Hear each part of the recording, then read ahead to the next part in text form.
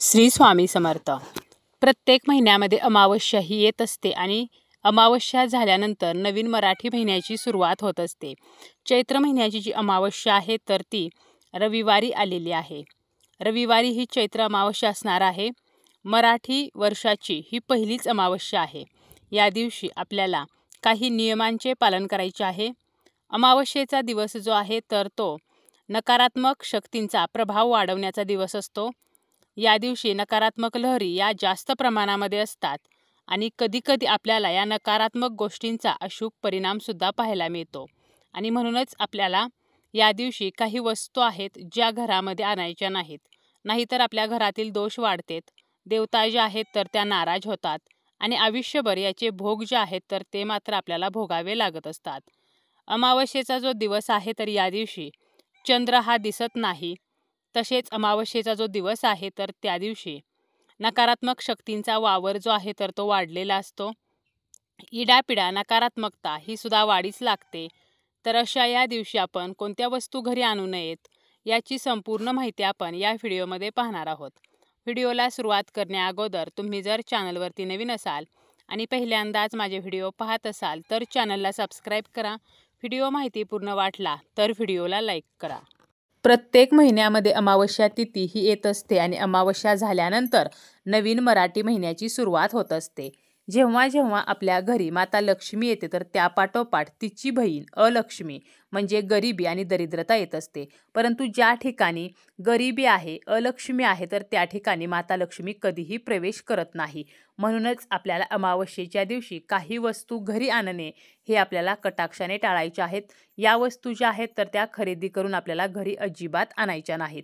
या वस्तू खरेदी करून आपण दान स्वरूपामध्ये देऊ शकतो, परंतु घरामध्ये मात्र आपल्याला त्या वस्तू आणायच्या नाहीत. पहिली वस्तू आहे ती म्हणजे मीठ. आपल्या आयुष्यामध्ये मिठाला अनन्यसाधारण महत्त्व आहे. मिठाशिवाय जेवण नाही असे सुद्धा म्हटले जाते. ज्योतिषशास्त्रामध्ये सुद्धा मिठाला अतिशय महत्त्वाचे स्थान देण्यात आलेले आहे. आर्थिक समस्या दूर करण्यासाठी मिठाचे काही उपायसुद्धा केले जातात. त्याचप्रमाणे मीठ जे आहे तर ते नकारात्मकता नष्ट करते. मिठामुळे आपल्या घरामध्ये सकारात्मकतेचा संचार राहत असतो. त्याचप्रमाणे राहू आणि केतू यांचा नकारात्मक प्रभाव कमी करण्यासाठी मीठ जे आहे तर ते उपयुक्त आहे. मिठामध्ये 3 लवंगा टाकून जर ठेवल्या तर घरामध्ये सुख शांतता कायम राहते आणि धनाची कमतरता भासत नाही. तर एवढं महत्त्व या मिठाला आहे. परंतु अमावस्येच्या दिवशी मीठ जे आहे तर ते चुकूनही आणू नये.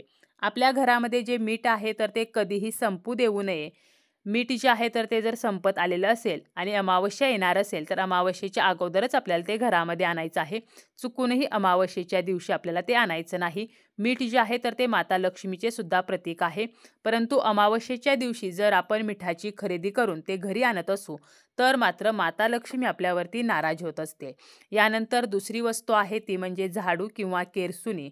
दररोज आपण आपल्या घराची स्वच्छता करत असतो, त्यासाठी झाडू किंवा केरसुणीचा वापर करत असतो. समुद्रमंथनातून जी रत्ने बाहेर पडली तर त्यासोबत अलक्ष्मी सुद्धा आली. अलक्ष्मी ही अशुभाची, दुर्भाग्याची, अपयशाची देवता आहे.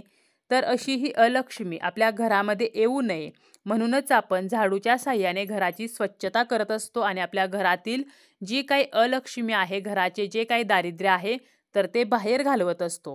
परंतु असा हा झाडू किंवा केरसुणी चुकूनही अमावस्येच्या दिवशी खरेदी करून घरी आणू नये. यामुळे माता लक्ष्मी आपल्यावरती नाराज होते आणि आपल्या घरातून काढता पाय घेते.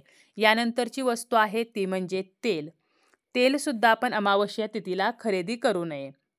मीठ असेल, तेल असेल तर हे आपण या दिवशी दान स्वरूपामध्ये देऊ शकतो, परंतु आपल्याला खरेदी करायचं नाही.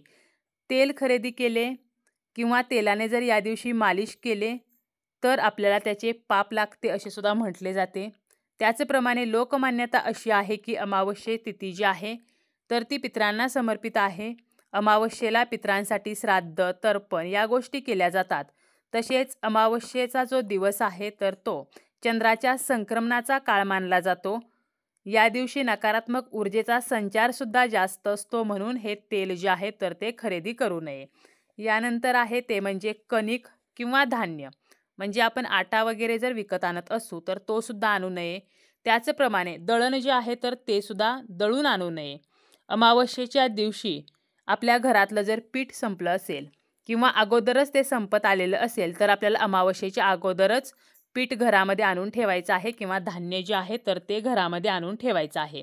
कारण अमावस्या तिथीला जर आपण कणिक, धान्य या गोष्टी घरामध्ये आणल्या तर पितृदोष लागू शकतो आणि त्या धान्याचा किंवा त्या पिठाचा लाभ जो आहे तर तो आपल्याला मिळत नाही.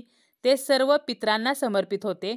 म्हणूनच आपल्याला धान्य घरामध्ये आणणे किंवा दळण आणणे, आटा आणणे तर हे आपल्याला अमावस्येच्या दिवशी टाळायचे आहे. यानंतर आहे ते म्हणजे अमावस्येचा जो दिवस आहे तर या दिवशी माता लक्ष्मीची पूजा करण्याची प्राचीन परंपरा आहे.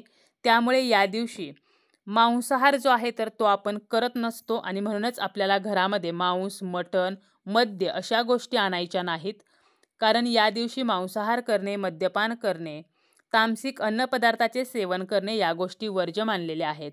त्यामुळे या गोष्टी घरामध्ये आणणे किंवा याचे सेवन करणे हे नुकसानकारक मानले आहे आणि आध्यात्मिक दृष्टीने सुद्धा ते अशुभ आहे. यामुळे देवता नाराज होतात आणि आपण केलेल्या सत्कर्माचे पुण्य आपल्याला मिळत नाही. म्हणून आपल्याला या दिवशी तामसिक अन्नपदार्थाचं सेवन करायचं नाही किंवा मांसाहार जो आहे तर तो घरामध्ये आणायचा नाही. त्याचप्रमाणे अमावस्येचा जो दिवस आहे तर या दिवशी नकारात्मक ऊर्जेचा संचार जास्त असतो. म्हणून पूजेचे साहित्य या दिवशी खरेदी करून घरी आणू नये. अमावस्येचा संबंध हा पितरांशी जोडला असल्यामुळे शुभ कार्यामध्ये ज्या ज्या वस्तू लागतात किंवा देवपूजेमध्ये जे जे साहित्य लागते तर त्याची या दिवशी खरेदी करू नये.